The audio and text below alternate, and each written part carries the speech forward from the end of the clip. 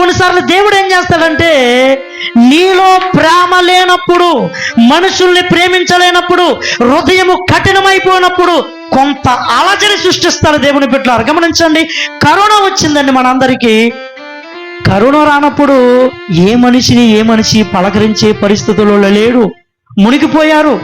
కానీ ఒక్కసారి అలజడి రాగానే మనుషుల పైన ప్రేమ పెరిగిపోయింది, మనుషుల్ని పలకరిస్తున్నారు. దేవుని బిడ్డలారా గమనించండి.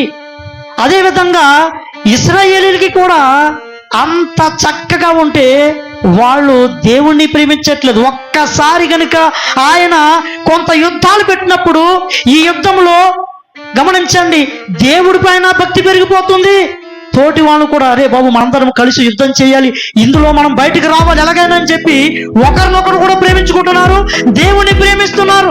యుద్ధం లేనప్పుడు దేవుణ్ణి ప్రేమించట్లేదు, ఇంకొకరు కూడా ప్రేమించుకోవడం లేదు. దేవుని బిడ్డలారా గమనించండి.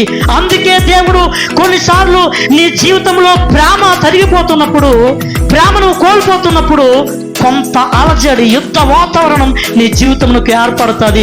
అప్పుడు నీవు ఎప్పుడు కూడా కంట్రోల్లో ఉంటావు. చూడండి దేవుని బిడ్డలారా, దావీదు గారు మనందరికీ బాగా తెలుసు. దావీదు గారు ఎన్నో యుద్ధాలు చేశాడు. ఆయన జీవితం అంతా యుద్ధాలే. ఈ యుద్ధాలు చేసినటువంటి దావీదు భక్తిలో నిలిచాడు.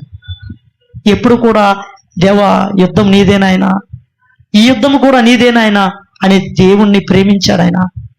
దేవుని బిడ్డలారా, కానీ వాళ్ళ కొడుకున్నాడు సొలొమోను. తన తండ్రి చక్కగా అన్ని అమర్చి పెడితే అతనికి ఏ యుద్ధం చేసే పని లేదు. హ్యాపీగా చక్కగా సింహాసనం మీద కూర్చుని అన్ని పరిపాలించుకుంటా ఉన్నాడు.